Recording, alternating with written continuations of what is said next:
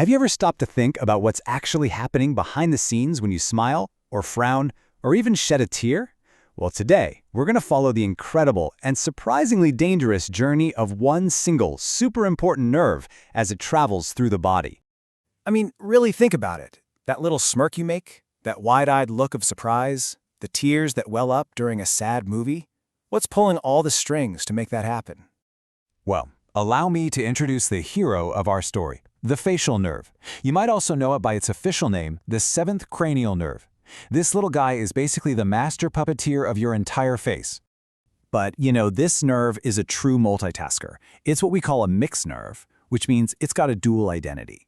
The main motor part, that's the powerhouse. It's what moves all your facial muscles. But it has this partner, the nervus intermedius, and that's the sensory side of the operation. It handles some of the finer things in life, like taste, and even the signals that make you tear up or salivate.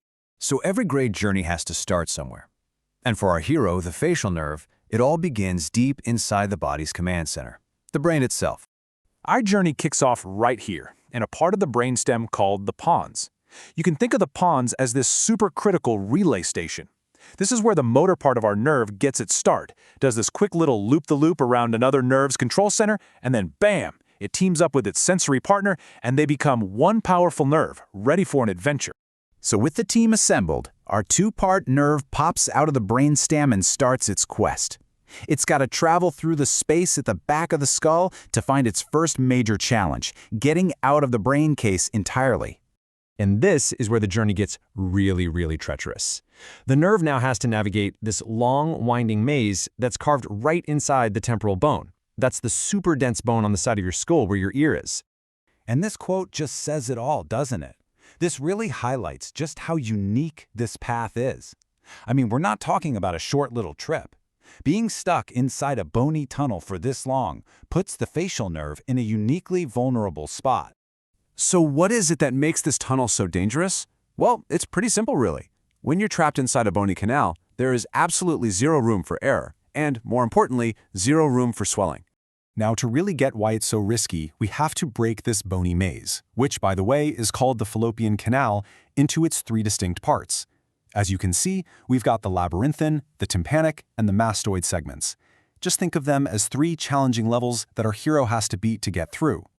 All right, let's dive in and explore these danger zones, because each one of these segments presents its own special set of hazards for our nerve. This little table gives us a fantastic snapshot of the maze. Take a look at the labyrinthine segment. It's crazy short, right? Only 3 to 5 millimeters. But as we're about to see, its length is definitely not the problem. Then you've got the much longer tympanic and mastoid segments. These differences in length and location are absolutely key to understanding the specific dangers lurking in each part of this maze. Okay, danger zone number 1. It's right at the beginning of the canal, the labyrinthine segment.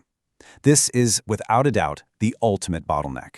Again, it's incredibly short, just 3 to 5 millimeters long. But that's not what matters here. The problem isn't its length, it's the width. So here's the crucial takeaway.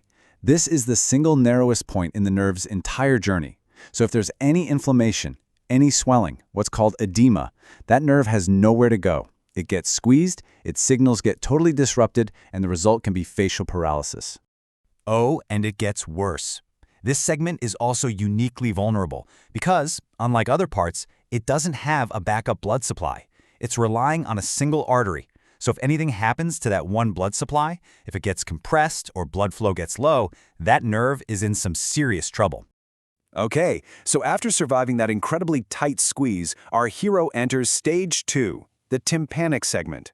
Now in here, the threat isn't from the inside, it's actually from the outside. The bony wall that separates the nerve from the middle ear can be paper thin. In some people, it's not even there at all. And, as you can imagine, this has some major real-world consequences. It means that during any kind of middle ear surgery, this part of the facial nerve is at the highest risk of being accidentally damaged. It's pretty much a surgeon's worst nightmare. So, after surviving the labyrinthine bottleneck and that treacherous tympanic segment, our hero has made it through the most dangerous parts of the maze. Now it's finally on the home stretch, about to break free from the skull and reach its final destination. And there it is. The nerve makes its grand exit through this little opening in the skull called the stylomastoid foramen. It's finally out of that bony prison, and it immediately dives right into the parotid gland.